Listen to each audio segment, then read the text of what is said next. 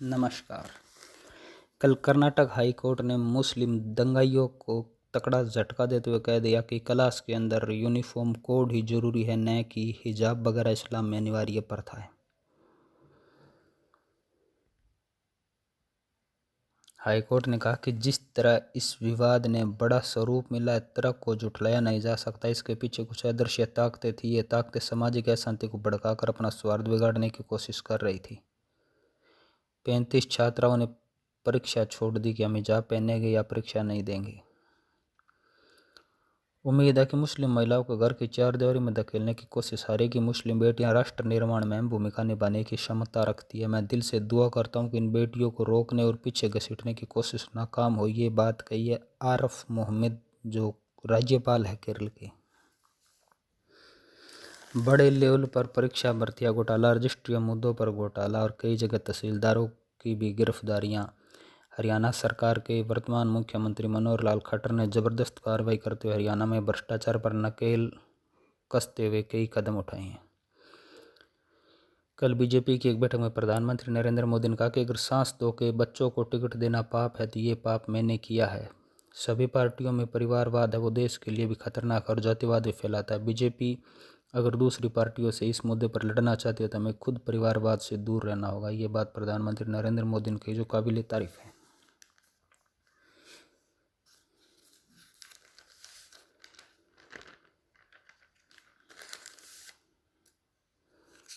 आज आम आदमी पार्टी के मुख्यमंत्री पद के उम्मीदवार भगवंत मान है, वो खटकड़ कला में सुबह 11:30 बजे मुख्यमंत्री पद की शपथ लेंगे। इसमें अरविंद केजरीवाल और कई लोगों को भी बुलाया गया है। रूस यूक्रेन पर जबरदस्त बम धमाके करा, जिसमें कई लोगों की जान भी गई। कई शिक्षण संस्थान और दूसरी बिल्डिंग है वो खत्म हुई है। लोकसभा अध्यक्ष ओम बिरला ने कल अपनी ही पार्टी के नेता गिरिराज सिंह को लताड़ लगा दी, जब वो बीच में बार बार बोल रहे थे। इससे 2 दिन पहले राहुल गांधी को भी ओम बिरला ने धमकाया था। ओम बिरला ने एक सांसद को कहा कि मैं आपको समय देता हूं बोलने का। तब ओम बिरला ने कहा था कि आप कौन होते हैं समय देने वाला, ये मेरा अधिकार है। भारत के विदेश मंत्री एस जयशंकर ने कहा कि यूक्रेन भारतीय विद्यार्थियों को छोड़ना नहीं चाहता था। बहुत सी यूनिवर्सिटियां छात्रों को डरा भी रही थी और ये कह रही थी कि जाने के बाद हम ऑनलाइन क्लासें नहीं लेंगे। इससे डरते हुए विद्यार्थी भारत के जो विद्यार्थी वो यूक्रेन को छोड़ना नहीं चाहते थे, लेकिन हमने छुड़ाया। 20,000 से ज़्यादा लोगों को हमने यूक्रेन से भारत में सुरक्षित पहुँचाया है और अब उनकी ऑनलाइन क्लासें भी शुरू की गई। ये लोकसभा में कल विदेश मंत्री एस जयशंकर ने सूचनाएं दी। वित्त मंत्री निर्मला सीतारमण ने कहा कि 8 करोड़ से ज़्यादा लोगों ने इस बार जो टैक्स का भुगतान किया है।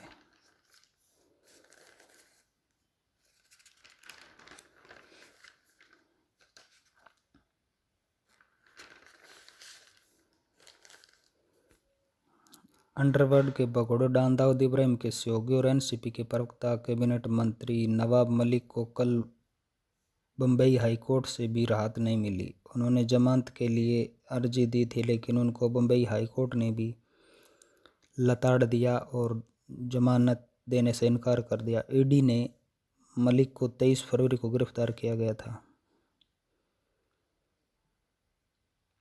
रक्षा मंत्री राजनाथ सिंह ने कहा कि हमारी मिसाइल पाकिस्तान में गलती से चल गई। नियमित रख रखाव के कारण हुई गलती से ये मिसाइल चल गई। किसी भी सत्र पर अगर ये चली है तो जांच की जा रही है। और रक्षा मंत्री ने कहा कि गनीमत रही कि पाकिस्तान के अंदर कोई जान माल की नुकसान नहीं हुआ है, हम जांच कर रहे हैं। कांग्रेस के एक और असंतुष्ट नेता और नेहरू गांधी परिवार के बिल्कुल पिट्ठू माने जाने वाले कपिल सिब्बल ने कहा है कि कांग्रेस के गांधी परिवार ने या इंदिरा परिवार को और किसी को भी नेतृत्व करने का मौका देना चाहिए, ताकि पार्टी है वो बिल्कुल मटिया मेट न हो। मीडिया ने जब कपिल सिब्बल के बताए के बारे में राहुल गांधी की प्रतिक्रिया मांगी तो उन्होंने कोई जवाब नहीं दिया।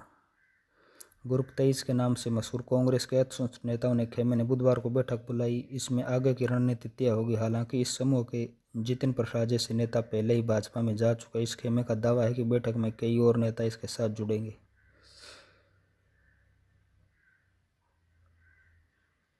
कश्मीर फाइल्स जो फिल्म है वो देश विदेश में देखी जा रही हैं, लोगों को सच्चाई का पता चल रहा है। ये 1990 में आतंकवादी और मुस्लिम जिहादियों द्वारा हिंदुओं का जम्मू कश्मीर में जेनोसाइड नरसंहार करने के ऊपर आधारित है। अब संपूर्ण देश है वो देशभक्ति का रंग में रंगा पर किसी भी जिहादी को हाथ दिखाने के लिए तैयार हो रहा है। अब देश है वो एकजुट हो रहा है और भारत के खिलाफ या हिंदुज़म के खिलाफ कोई अगर आग उगलेगा तो उसको जल्द ही शांत करने के भी देश के लोग हैं वो तैयार हो रहे हैं। लोग फिल्म देखकर जय श्री राम और भारत माता की जय के मॉल के अंदर ही नारे लगाने शुरू हो रहे हैं। नमस्कार, चैनल को शेयर सब्सक्राइब जरूर करें, बेल आइकन का बटन दबाएं और फॉलो करें।